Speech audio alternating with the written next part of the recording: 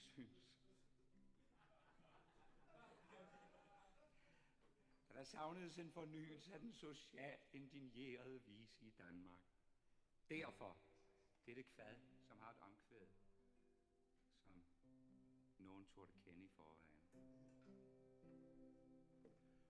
Hun var fattig, men så ærgerlig. Hun var barndomshjemmets bryd, men en rig mand blev begærlig, og så tog han hendes lyd. Sådan er kapitalismen, uretfærdig arbejdsløn. Det er de riges paradis, men jeg synes fandme det er synd.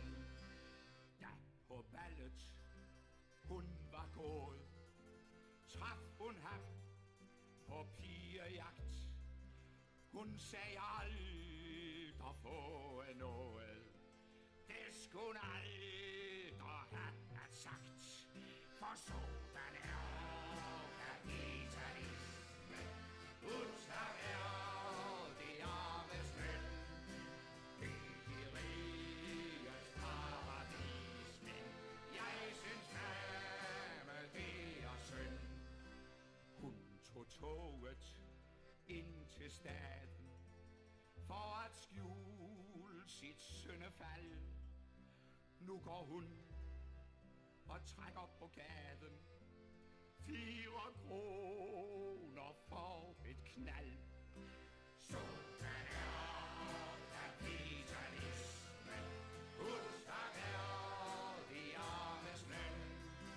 Det er de riges paradis, men jeg synes fandme det er synd. Se det lille hus med stråtag, hvor hendes gamle moder bor. Æder kaviar med velbehag, lever fedt af datterens hår. Sådan er kapitalismen, uretfærdig arbejdsløn. Det er de riges paradis, men jeg synes fandme det er synd. Pigen trækker nu på strøget, klædt i laktaske og tyld. Hun er havnet helt i møget. Det er det rige møgsvins skyld. Sådan er kapitalismen, uretfærdig arbejdsløn. Det er de riges paradis, men jeg synes fandme det er synd. Hun har ligtorne på halen. Hun har fnat, og det de ved. Så hun springer i kanalen. Slut med hår, ja det var det. Sådan er kapitalismen, uretfærdig arbejdsløn. Det er de riges paradis, men jeg synes fandme det er synd. De trak hende op af dønnet, pjaskvåd, viklet ind i tang. Hun er død, for hun har syndet, men hun rejste sig og sang. Sådan er kapitalismen, uretfærdig arbejdsløn. Det er de riges paradis, men jeg synes fandme det er synd.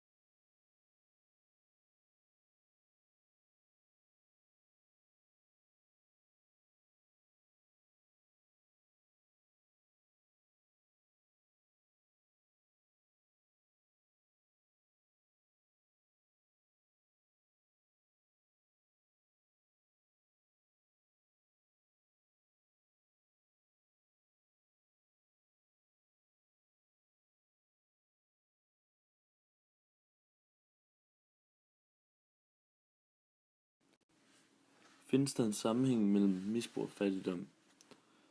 Det er jo tydeligt steder som for eksempel på sådan, at der er mange, der har et problem med misbrug.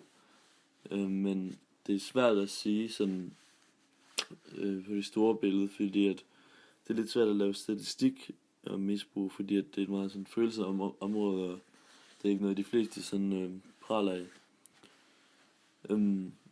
Og hvordan kan det så være, at stoffer har noget at gøre med, at mennesker de simpelthen bliver hjemløse? Og et eksempel, det kunne være, at der var, at hvis vi forestiller os, at der er en mand, som har et godt arbejde, så prøver han måske nogle stoffer med vennerne, og så det fører sig til, at de gør det igen, og så en gang til, og så begynder han måske at mærke bivirkningerne, og så begynder han at få lidt mere negativt helbred, og så ender det med, at han bliver nødt til at vælge imellem arbejdet og stofferne, og så tager afhængigheden ligesom over og sådan blinder for fornuften, og så til sidst så er han stadig så afhængig, at han bliver nødt til at få råd til stofferne, så han bliver nødt til at sælge hans lejlighed og blive hjemløs, fordi han simpelthen ikke har pengene til det.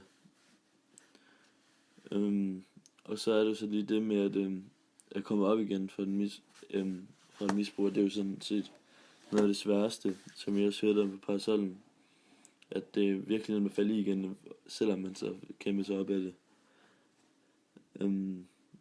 Ja, så hvis man først ender i sådan en situation, så er det svært at redde den. Og så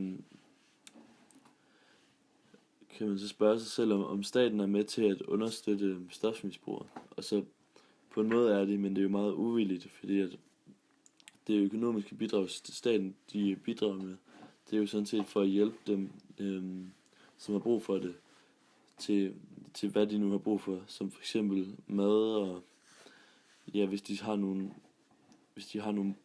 nogle børn, de skal passe, eller ja, de skal have råd til en masse forskellige ting, men det er i hvert fald sikkert, at staten ikke villigt bidrager pengene, så de kan pleje deres misbrug, og derfor er der også forslag til løsning, som for eksempel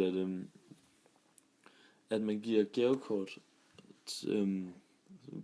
i stedet for penge, men det er der så nogen, der føler, at det krænker deres frihed, så det kunne man mene, så derfor så gør man ikke det. Ja, og så pengene, som så bliver betalt til de her stoffer, det er jo for det første en kæmpe stor branche, som bliver tjent millioner af kroner på, bare i Danmark. Og de pusher, som får alle de penge, de betaler ikke skat. Og det gør jo så, at staten ikke tjener nogen af dem, men bare smider penge ned i et hul i jorden, kan man sige.